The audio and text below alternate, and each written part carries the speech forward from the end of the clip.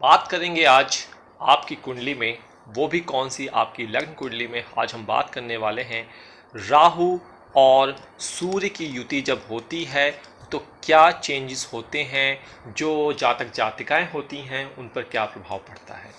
तो राहु और सूर्य, इससे पहले हमने जो वीडियो बनाई थी उस पर हमने बात की थी राहु और चंद्रमा के बारे में, जो कि चंद्र ग्रहण कहलाता है, और सूर्य और राहु के साथ जो युति बनती है उसे हम कहते हैं सूर्य ग्रहण। अब ये सूर्य ग्रहण हम देखेंगे कि कुंडली में किन किन भावों पे अगर आपकी कुंडली में बने तो इसका इफेक्ट आपके ऊपर होता है। तो मैं यहाँ पे कहना चाहूँगा, सूर्य ग्रहण का मतलब ये होता है कि जब सूर्य को राहु ग्रसित कर ले, अपने मुंह में डाल ले, उसे उसकी पावर को निरस्त कर दे, उसे शक्तिहीन कर दे, तो उसे हम कहते हैं राहु और सूर्य की युति और ग्रहण दोष। और आपकी कुंडली में जब कभी भी या तो गोचर में ऐसी युति बने तब प्रॉब्लम आएगी, या फिर जब आपकी कुंडली में दशा अंतरदशा इन दोनों की, या एक की दशा दूसरे की अंतरदशा बने या एक की अंतरदशा दूसरे की दशा बने, उस केस में भी प्रॉब्लम देखने को मिलती है। खासकर जो यहाँ पे प्रॉब्लम मिलती है वो घर के जो पिता होते हैं, घर के जो मेल सदस्य होते हैं, उनके ऊपर देखने को मिलती है। तो इसे कहीं ना कहीं अगर हम कह दें पितृदोष, तो वो भी कहना कहीं ना कहीं उचित होगा कि एक तरीके का पितृदोष का भी सिम्टम्स यहाँ पे दे देता है।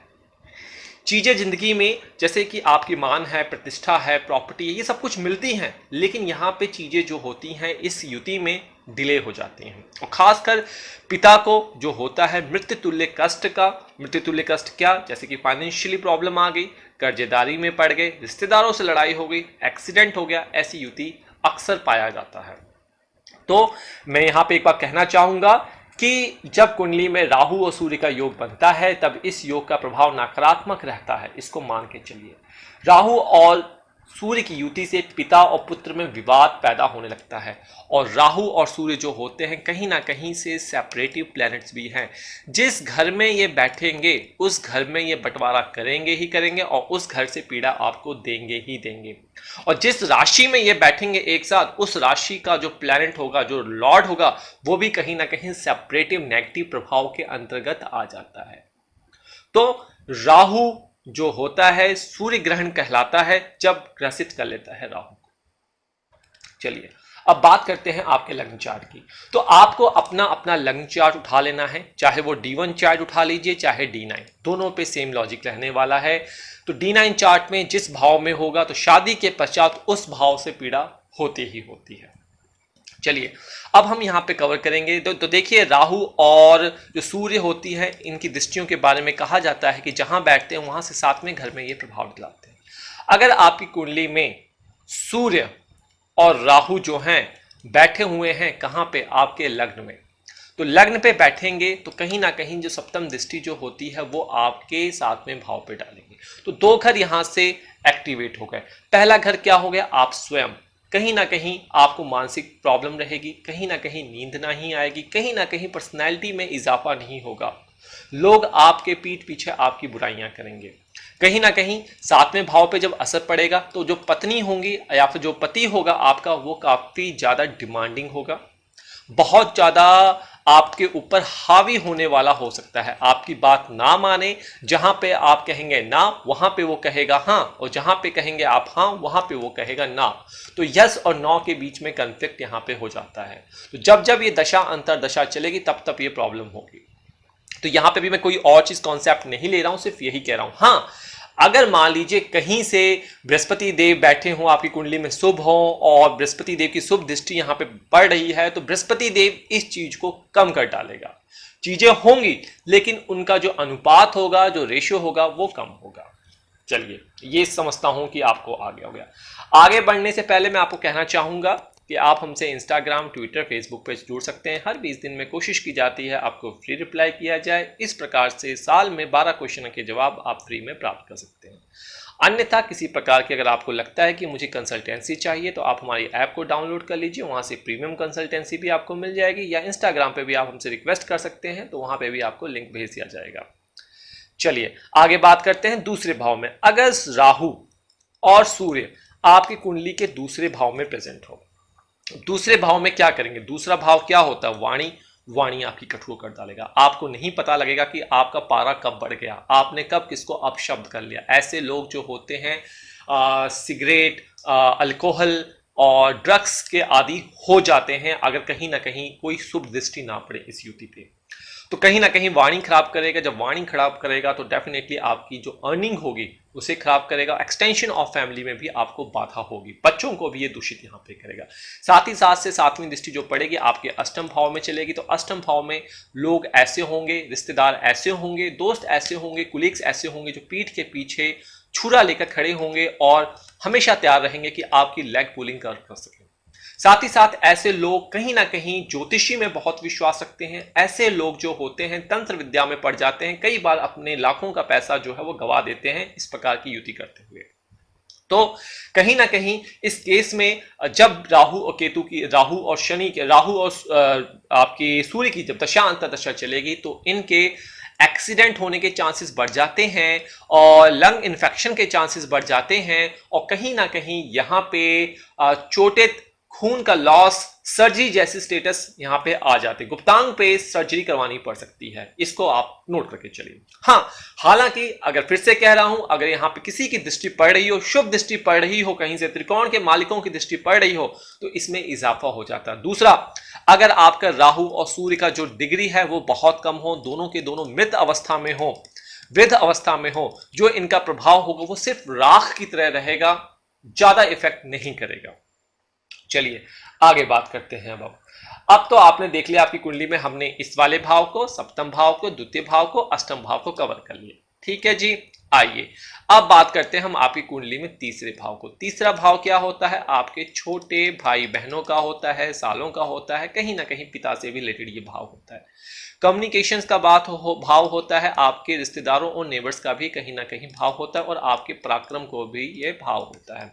इस भाव में अगर ये युति बनेगी तो ये सब चीजों को दूषित करेगी। इन सब चीजों में आपको खामियाजा भुगतना पड़ेगा और इन सब चीजों में जो चीजें हैं वो डिले होंगी, आपको प्रॉब्लम फेस करनी पड़ सकती है।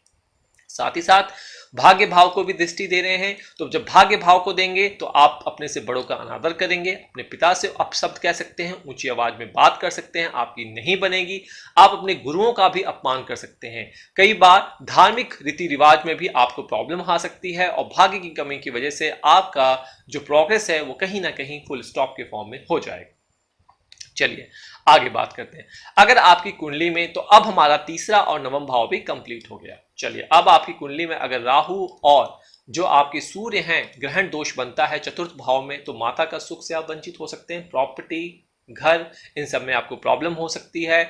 बच्चों से सुख आपको नहीं मिल सकता, बच्चे भी आपके कंट्रोल में नहीं आएंगे। साथ ही साथ आपका कैरियर वाला भाव हो रहा है, आप करप्शन कर सकते हैं।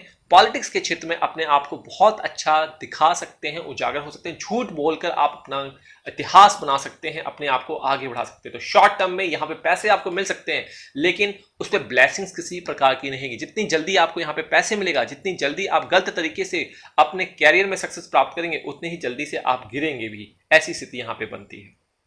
चलिए अब अगर ये युति पंचम भाव में बढ़ जाए तो कहीं ना कहीं से आपका 11वां भाव भी होता है। पंचम भाव में क्या होगा? आप जो अभी जातक जातिका प्यार मोहब्बत में पड़े हैं, जो शेयर मार्केट खेलना चाहते हैं, वहां पे कहीं ना कहीं प्रॉब्लम्स आती है। अचानक पैसा आता है, अचानक पैसा चला जाता है। आपकी जिनसे आप प्यार मोहब्बत करते हैं उनसे संबंध अच्छे होते हैं, लेकिन संबंध भी अचानक टूट जाते हैं। आपके ब्रेकअप, 1 से 2 ब्रेकअप मान लीजिए, निश्चित कर लीजिए, हो जाते हैं। साथ ही साथ ये आपकी संतान का भी भाव है, तो संतान को भी यहाँ पे प्रॉब्लम होती है। मिस कैरेज जैसी समस्या प्राप्त होती ही होती है। मिस कैरेज यहाँ पे देखने को मिलता है। आइए अब बात करते हैं आपकी कुंडली के छठे भाव में, जो कहीं ना कहीं अंतिम भाव भी हो जाता है और आपका 12वां भाव भी हो जाता है। आइए 12वां भाव क्या होता है? जेल यात्रा का होता है, हॉस्पिटलाइजेशन का होता है, नींद नहीं आने का होता है, आपकी सेक्स लाइफ का होता है। छठा भाव कोर्ट का होता है, कचहरी का होता है, लॉस का होता है, पुलिस वालों का होता है, मेडिकल एक्सपेंसेस का भी होता है और आपके रिश्तेदारों का भी, कहीं ना कहीं से मामा मामी का भी यही भाव होता है। तो यहां पे सूर्य और राहु क्योंकि मैलेफिक है, दुष्ट स्थान है, यहां पे बैठते हैं, तो आप कोर्ट के मामले में लड़ रहे हैं तो वहां पे विजय प्राप्त कर सकते हैं। हाँ, ये डिप्रेशन जैसी चीजें आपको दे सकता है। जब आप कोर्ट केस या फिर पुलिस केस में अड़े होंगे, आप उसकी सोल्यूशन की तैयारी कर रहे होंगे, जब सोल्यूशन निकालेंगे तो कहीं ना कहीं आपकी सुख, चैन, नींद जो होता है, ये सारा कुछ जो होता है डिस्टर्ब हो जाता है उस वक्त। तो अल्टीमेटली जो राहु और सूर्य की युति यहां बनती है इन सभी भावों में, तो इन सभी भावों में कहीं ना कहीं पीड़ा देती है। कंडीशन यही है कि अगर ये मृत्यु हो दोनों के दोनों, ये दोनों के दोनों की जो डिग्री हो, स्ट्रेंथ हो, वो कम हो, या फिर कोई शुभ प्लैनेट इनको दृष्टि संबंध दे रहा है, इसके लिए आप अपने एस्ट्रोलॉजर से बात कर सकते हैं, अपने पंडित जी से बात कर सकते हैं कि क्या ऐसी युति बन रही है। तो आप ऑनलाइन देखकर ये कंक्लूजन ना निकाल दें कि ऐसी युति यहां पे बन रही है तो हमें ऐसी पीड़ा आएगी। तो कंडीशन है, पैरामीटर्स हैं, मुझको ब्लेम करने से पहले उन पैरामीटर्स को आप अवश्य देखें। ये मैंने आपको जनरलाइज्ड वे बता दिया कि ऐसा होने पर ऐसी चीजें हो सकती हैं, आपको सावधानी बरतने की आवश्यकता है। अब क्या उपाय किया जाए?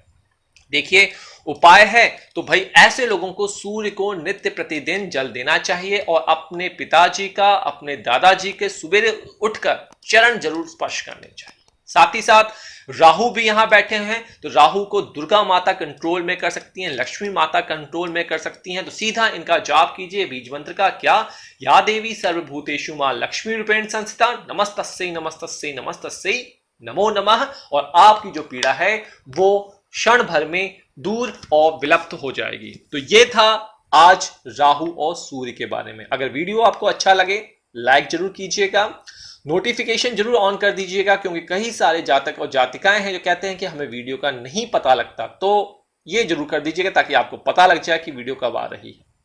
तो यहां पे मैं आपसे इजाजत चाहूंगा। शुभ रात्रि, नमस्कार।